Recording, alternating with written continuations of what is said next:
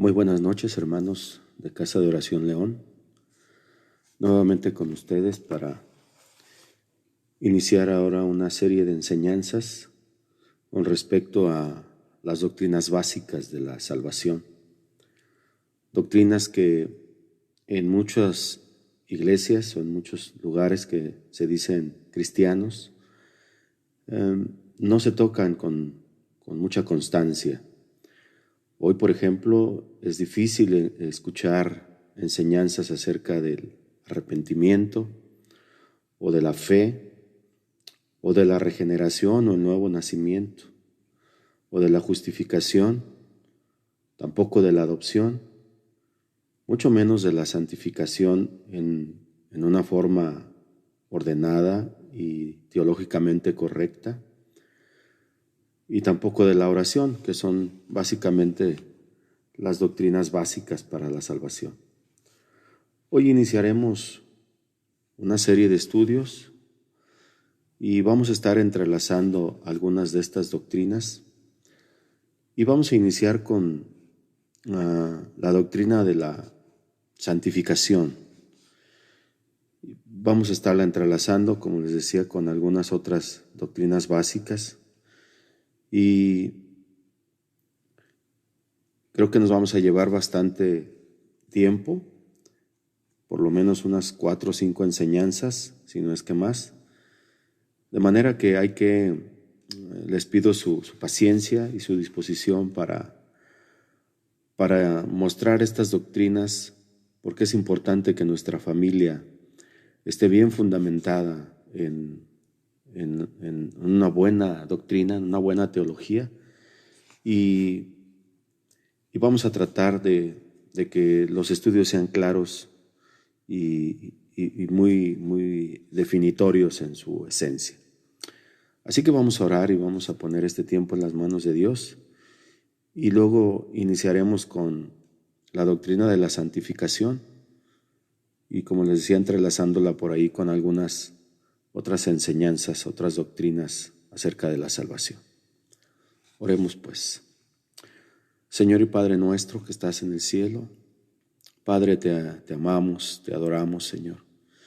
Exaltamos tu bendito nombre sobre todas las cosas. Y Padre, ponemos este tiempo en tus manos, esta breve enseñanza, Señor. Y te pedimos que nos des claridad, entendimiento, que disponga nuestro corazón, Señor, para que podamos entenderla. Yo te pido por mi parte que me des claridad en mi espíritu para poder compartir lo que tú quieres a tu iglesia, a mis hermanos en Cristo, Padre. De antemano doy gracias a ellos por el tiempo que se han de tomar para escuchar esta breve enseñanza. Sabemos que van a ser varias y pido que les des paciencia, Señor, para continuar con ellas. Padre, pongo este tiempo en tus manos y nuestro espíritu a tu disposición para que tú lo moldees, Señor, para que tú nos enseñes y nos muestres todas las maravillas que tienes para cada uno de nosotros a través de tu palabra. Muchísimas gracias, Señor. Amén. Bien, ¿por qué estudiar la santidad o la santificación? Si nosotros vamos a una definición de un diccionario como el Arús, por ejemplo, nos dice que es un adjetivo que significa especialmente puro, soberanamente perfecto, como lo puede ser, dice, la Iglesia Católica o la Santa Iglesia Católica. En esta misma definición se dice de los elegidos que merecieron en el cielo especial recompensa y que se reconoce en la Iglesia Católica como tales, como seres especiales. Por ejemplo, los santos mártires. Y también es un sinónimo de bendito, de bienaventurado, de elegido por las obras como justo. Entonces, esta es una mala definición que constituye una herejía con respecto a lo que enseña la Biblia, la palabra de Dios, y que proviene de la religión popular, de la cual muchos de nosotros tenemos un trasfondo religioso por venir de esas costumbres y de esas falsas enseñanzas. En la Biblia, de manera muy breve, el significado se vincula a dos ideas dominantes del concepto de lo que significa la palabra santo. El primero es lo que es apartado, lo que es separado o consagrado a Dios. Y la segunda es la transformación ética y religiosa que corresponde a quienes entran en esa relación íntima con Dios. Si pudiéramos dar una definición de acuerdo a la Biblia de lo que significa la santificación, podríamos decir que la santificación es la operación continua del Espíritu Santo en cada uno de nosotros como creyentes, santificándonos por transformar nuestro carácter, nuestros afectos y nuestro comportamiento a la imagen de nuestro Señor Jesucristo. Ahora, habría que entender también una doctrina esencial que es la justificación. Y les voy a dar un pequeño barniz acerca de lo que es la definición de la palabra o de la doctrina de la justificación. La justificación es un cambio de la relación o de la actitud del hombre para con Dios. Y esto se refiere a las relaciones que han sido deshechas por el pecado. Y esas relaciones son personales.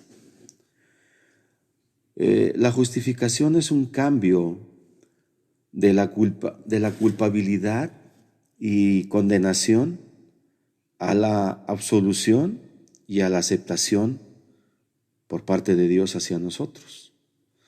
La regeneración se refiere al cambio de la naturaleza del creyente. Esa es otra doctrina. Pero la justificación se refiere al cambio de su posición delante de Dios. La regeneración o la vida nueva es subjetiva. En cambio, la justificación es objetiva. La regeneración tiene que ver con el estado del hombre, de cada uno de nosotros, con el estado interior de cada uno de nosotros. En cambio, la justificación tiene que ver con nuestra posición delante de Dios.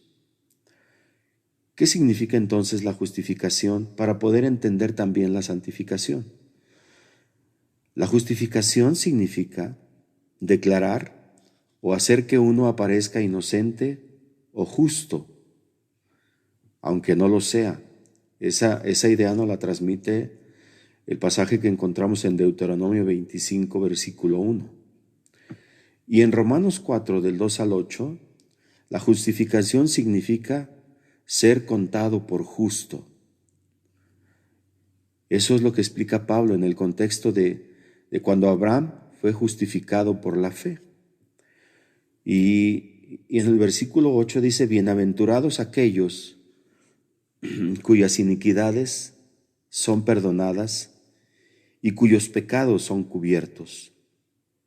Bienaventurado el varón a quien el Señor no culpa de pecado. No porque no lo tengamos, o no porque una vez que creyamos en el Señor, dejemos de pecar. Pero justificar significa presentar a uno como justo, declarar a uno justo en el sentido legal, colocar a una persona en una relación justa.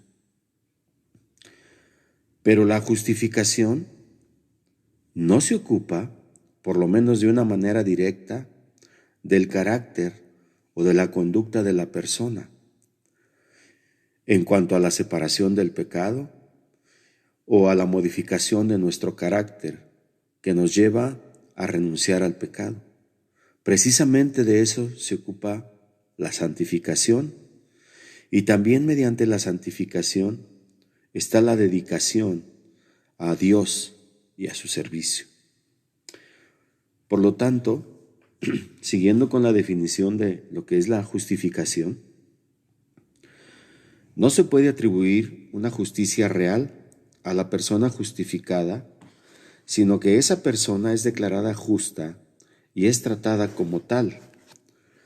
Hablando rigurosamente, por ejemplo, la justificación es un acto judicial de Dios, por el que los que ponen su confianza en nuestro Señor Jesucristo son declarados justos y en su presencia,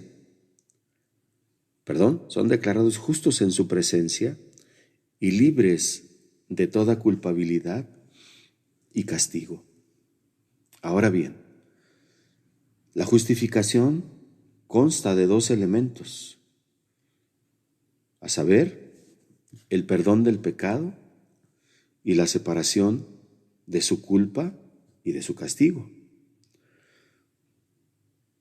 Para nosotros como seres humanos es muy difícil comprender lo que Dios siente en cuanto al pecado. Para nosotros el perdón nos parece cosa muy fácil, porque mayormente somos indiferentes al pecado, porque el pecado es inherente a nosotros.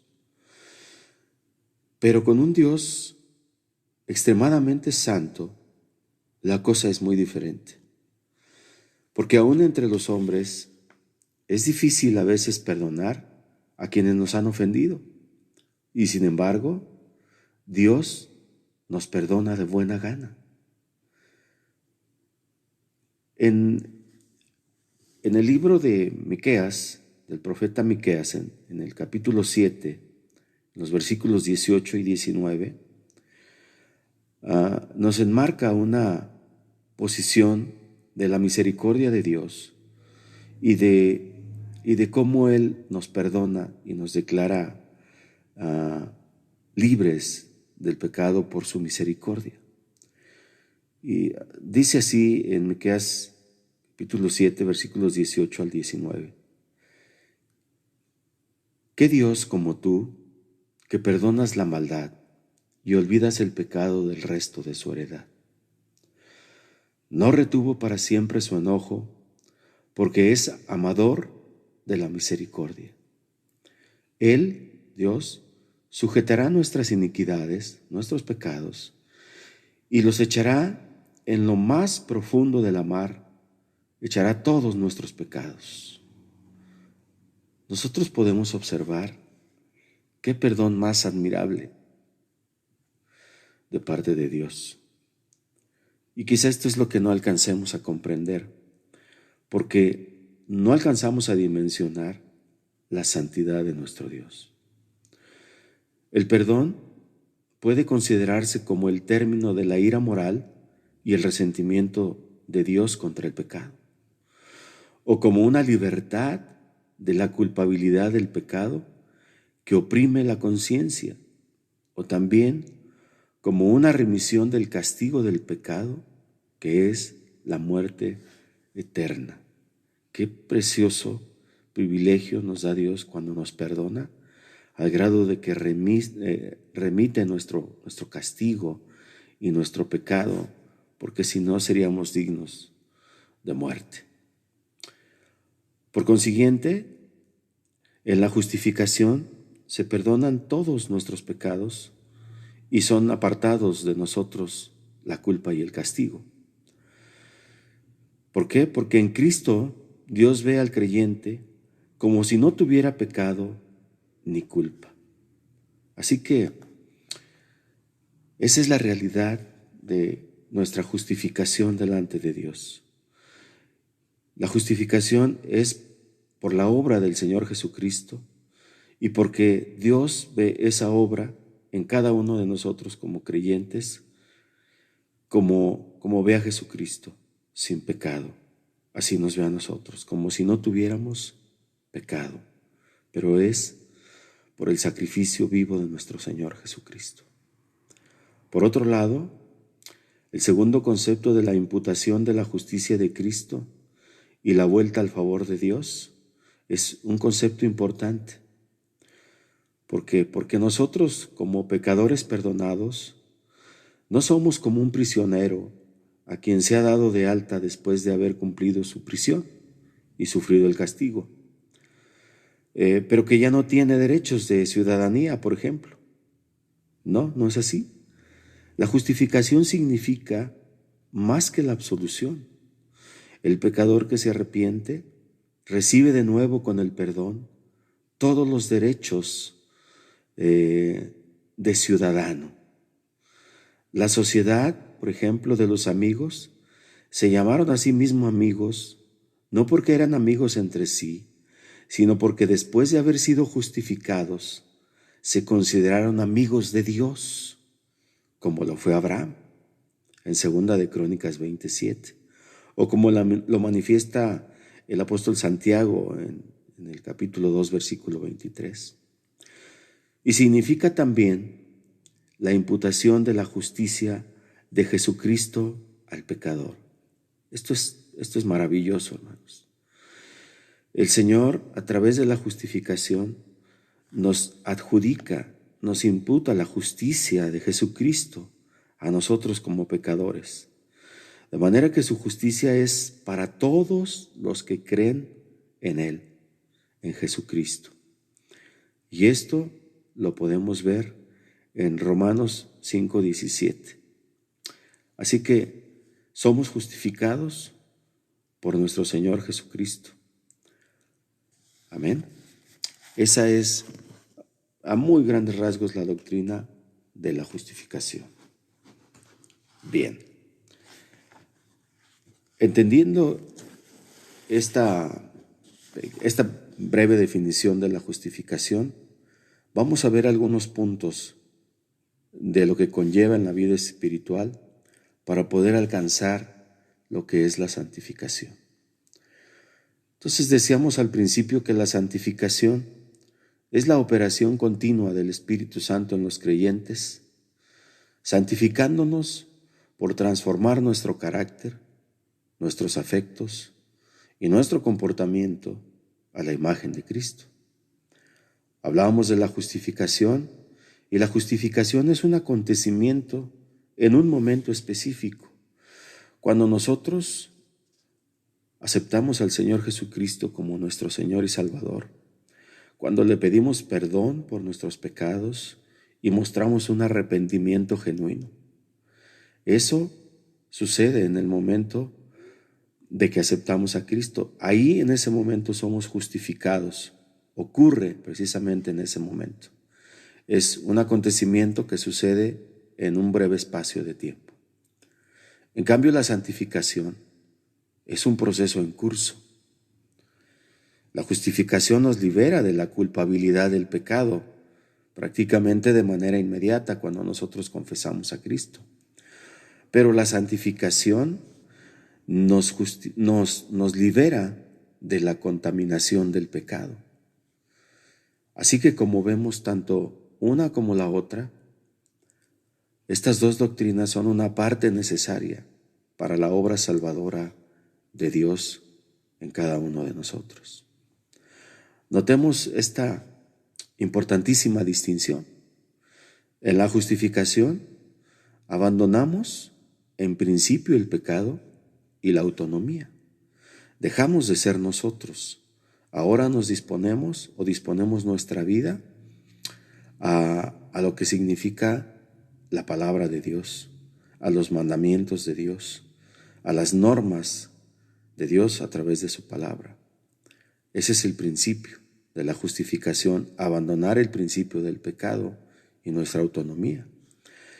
Pero en la santificación renunciamos a la práctica de pecados específicos al madurar en nuestro conocimiento de Cristo. La rendición total al señorío de Cristo no quiere decir que tomamos las decisiones de toda la vida como un requisito previo para la conversión. No exige que abandonemos todos nuestros pecados antes de que podamos ser justificados. De hecho, aún siendo justificados, aún confesando a Cristo, seguimos siendo tentados y podemos pecar. De hecho, pecamos continuamente.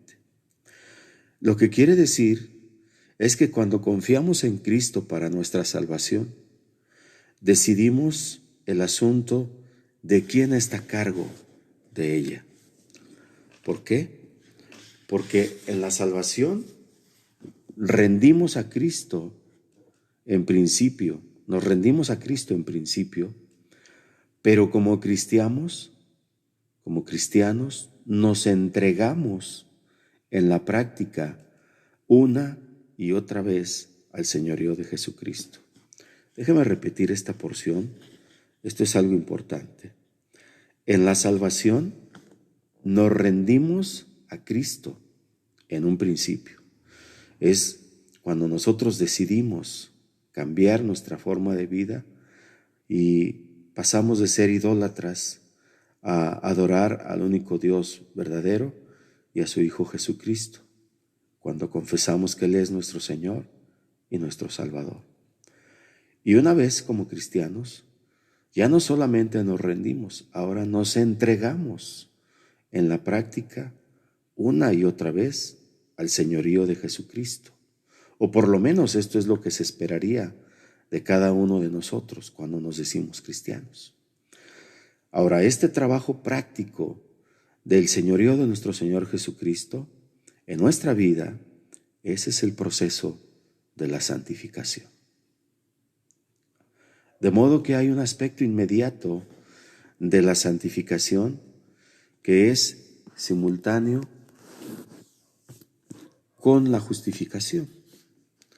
Es bien importante entender estos aspectos. Le voy a invitar que vayamos a nuestra Biblia en la primera carta a los Corintios, en el capítulo 6, del versículo 1 al 11, porque hay un aspecto muy importante que tenemos que ver cuando hablamos de la santidad. Ser santo, decíamos en la primera definición, significa ser apartado para Dios. Pero ser apartado ¿de qué? Es ser apartado del pecado, de la contaminación del pecado, de la contaminación de este mundo. Y es bien importante entender que la carta a los Corintios fue enviada por Pablo porque esta iglesia quizá es la iglesia más carnal y más pecadora con la que Pablo batalló en su tiempo. Primera de Corintios nos expresa una iglesia dividida. Cuando unos se decían ser discípulos de Pablo, otros de Apolos, otros de Cefas y otros de Cristo, Pablo tiene que hablarles del poder y de la sabiduría de Dios, porque al parecer esta iglesia se jactaba en su sabiduría terrenal, y Pablo les recuerda, por ejemplo, el pasaje de Isaías 29:14, donde dice el Señor: destruiré la sabiduría de los sabios y desecharé el entendimiento de los entendidos. Pablo los confronta cuando les dice: ¿dónde está el sabio? ¿Dónde está el escriba? ¿Dónde está el disputador de este siglo? ¿No ha enloquecido Dios la sabiduría del mundo? Y cosas como estas se describen a través de la lectura de esta primera carta a los Corintios. ¿Y por qué hablamos de santidad en medio de una iglesia tan contaminada como era la iglesia de Corintio? Porque muchas de las cosas que vivió esa iglesia las vivimos hoy en nuestra iglesia moderna. Por ejemplo, la iglesia de Corintio tenía muchos problemas. Por ejemplo, lo de la división que comentábamos, lo de había problemas de incesto, había problemas en aspectos legales. Imagínense que entre hermanos iban a los tribunales paganos y se demandaban uno al otro.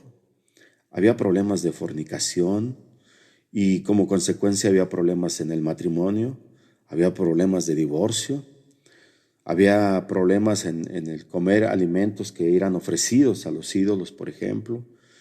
Había problemas hasta en la vestimenta por el uso del velo.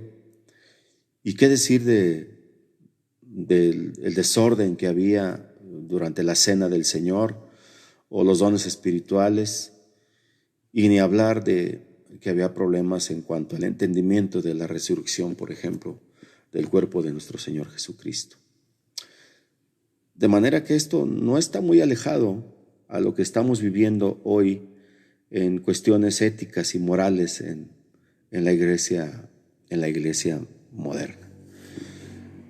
Y si vamos a hablar de santidad, entonces tendríamos que hablar de apartarnos de todas estas cosas para poder alcanzar realmente el concepto de lo que significa santidad, que es todo lo contrario a lo que la Iglesia Católica expone, como lo veíamos en el diccionario popular. Bien, regresando nuevamente a lo que es la santidad, decíamos que hay un aspecto inmediato de la santificación que es simultáneo con el de la justificación. Y lo voy a leer en 1 Corintios, capítulo 6, versículos del 9 al 11.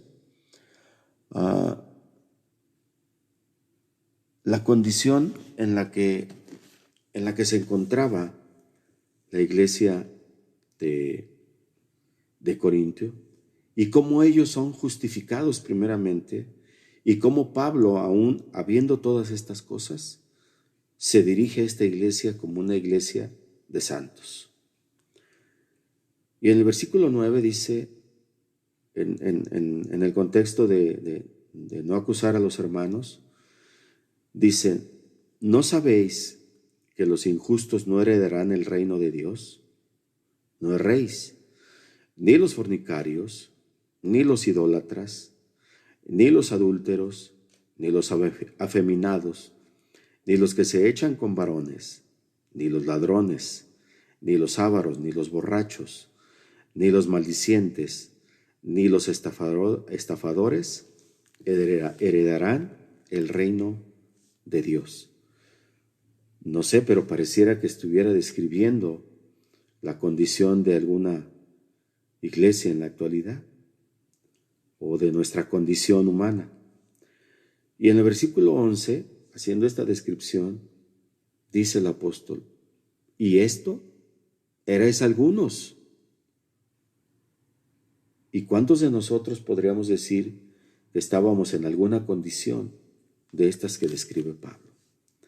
Así que esta palabra es para nosotros. Y esto erais algunos.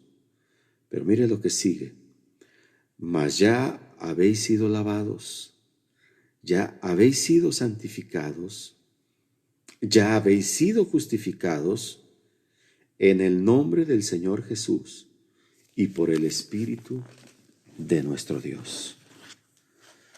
Dos cosas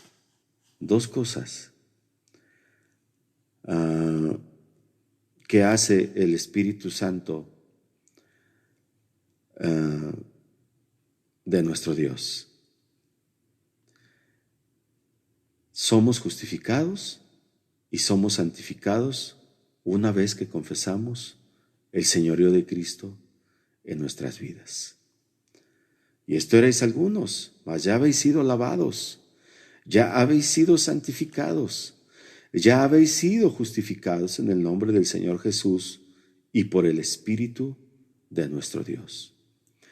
Este aspecto de ser lavados, ser santificados de una vez y para siempre, de la santificación, es indudablemente lo que el apóstol tiene en mente cuando se dirige a los corintios, a la iglesia de Corintios, como santificados. Eso lo puede usted ver en 1 Corintios capítulo 1, versículo 2. Desde el saludo de Pablo, aún con esta condición de esta iglesia pecaminosa y carnal, se dirige a ellos como una iglesia santificada. Entonces, este aspecto inicial e inmediato, o a este aspecto inicial e inmediato, se le llama santificación posicional. Pero la santificación, por ejemplo, a diferencia de la justificación, no es una declaración legal, como lo veíamos al principio, hecha solo una vez, en un momento. La santificación es una separación experimental del pecado que comienza en la salvación y continúa en aumento de la santidad práctica en la vida y el comportamiento. La santificación puede ser observable en mayor o en menor grado. A diferencia de la justificación, que se hace una sola vez, la santidad o la santificación sí es observable, en mayor o en menor grado entre cada uno de los creyentes. Sin embargo, no es optativa, es algo que debemos llevar a cabo, es un esfuerzo que debemos realizar para tener una comunión íntima con Dios. Y no porque no que nuestro esfuerzo sirva para salvación, sino que no es optativo, ni puede separarse de los otros aspectos de nuestra salvación, como es el arrepentimiento, o como es la fe, o como es la regeneración o la nueva vida, o aún con la misma justificación o la adopción. Tampoco se puede separar de la oración. Ahora, quizá el escritor de la carta a los Hebreos expresó la necesidad de la santificación práctica de la forma más clara, más sucinta. Vamos a ir a Hebreos 12:14, Hebreos 12:14, y vamos a ver, yo sé que no nos queda mucho tiempo, pero vamos a ver lo que significa verdaderamente una santificación práctica. Hebreos 12:14. Dice así la palabra de Dios, en el contexto de renovar la vitalidad de nuestro espíritu. Dice: sigan la paz con todos y la santidad, sin la cual nadie verá al Señor. Fijémonos en la condición para poder ver al Señor, para poder observar al Señor. Es la santidad. Porque sin santidad nadie verá al Señor. Y los versículos que siguen nos hablan acerca de la santidad práctica.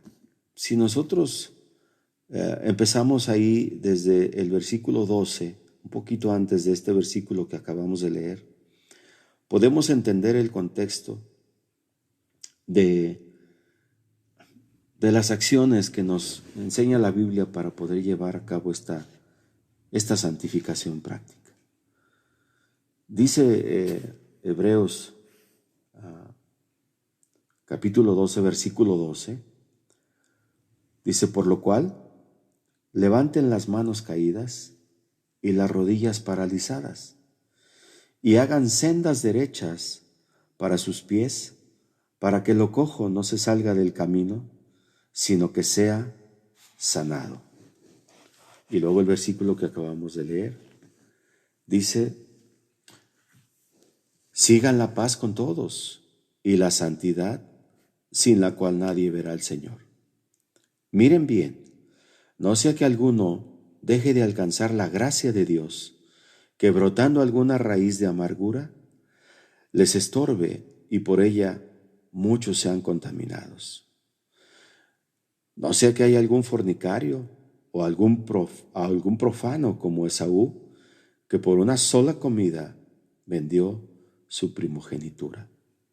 Porque ya saben que aún después, deseando heredar la bendición, fue desechado y no hubo oportunidad para el arrepentimiento, aunque la procuró con lágrimas. Qué hermoso pasaje y qué forma tan clara de marcarnos cómo debemos vivir una santidad práctica. Levantemos las manos caídas y las rodillas paralizadas. Hagamos sendas derechas para nuestros pies, para que lo cojo o lo disparejo no se salga del camino, sino que sea sanado. Sigamos la paz con todos, incluyendo a la gente del mundo, para que ellos puedan ver la diferencia entre alguien que se desenvuelve de acuerdo al parámetro de Dios y alguien que vive desenfrenadamente, como por ejemplo era la iglesia de los Corintios, o como hay muchas iglesias el día de hoy. Seguid la paz con todos, pero dice sobre todo, sigan la santidad. Apártense del mal, apártense del pecado, porque si no se apartan del pecado, nadie podrá ver al Señor. Nuestro Señor es tan santo que no tolera el pecado.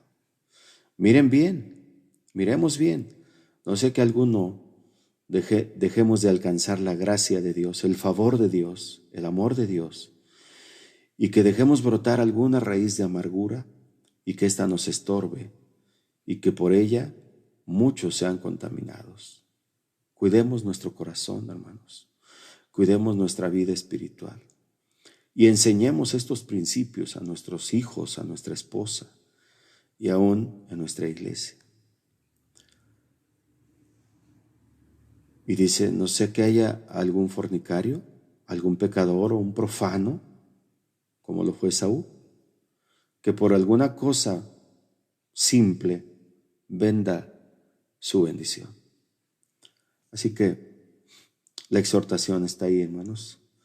Necesitamos vivir una vida santificada, una vida que sea de acuerdo a la palabra de Dios. Bien, por el día de hoy dejaremos aquí esta enseñanza. Continuaremos con este estudio y podríamos hablar de que el tema sería viviendo en santidad. Este sería el tema 1. Y en el siguiente podemos ver seguramente el poder de la transformación para poder llegar hacia la semejanza en Cristo. Entonces, de entrada, esa sería la siguiente enseñanza. Yo espero que haya sido de bendición esta pequeña introducción y que podamos aprovecharla para nuestra vida, para nuestra familia, para nuestros hijos y aún para la iglesia. Vamos a darle gracias al Señor. Yo espero que haya quedado claro esta pequeña enseñanza. Padre, te damos muchas gracias, Señor. Te bendecimos y reconocemos, Señor, que hay grandes cosas en tu palabra, las que tú nos permites encontrar siempre y cuando las busquemos, que nos afanemos un poco en tu palabra para poder llenarnos de ella y entender, Señor, estas doctrinas básicas para poder obtener nuestra salvación, que no depende tanto de nosotros, porque la salvación tú no la das y no es por méritos de cada uno de nosotros, sino que es por tu gracia y por tu amor y tu misericordia. Te damos muchas gracias, Señor, porque tú nos justificas a través de la obra de nuestro Señor Jesucristo y nos posesionas como personas justas, Señor, delante de ti. Y a través de esa justificación, Señor, nos das la pauta para santificarnos, para apartarnos del pecado y para procurar vivir en una santidad práctica, en una santidad la cual tú nos ordenas y nos dices que no tenemos otra opción, sino que aún desde el Antiguo Testamento, en el libro de Levítico, tú nos ordenas a ser santos porque tú eres santo, Señor. Muchas gracias, Padre. Muchas gracias te damos en el nombre de nuestro Señor Jesucristo. Amén. Dios les bendiga, hermanos. Muy buenas noches. Amén.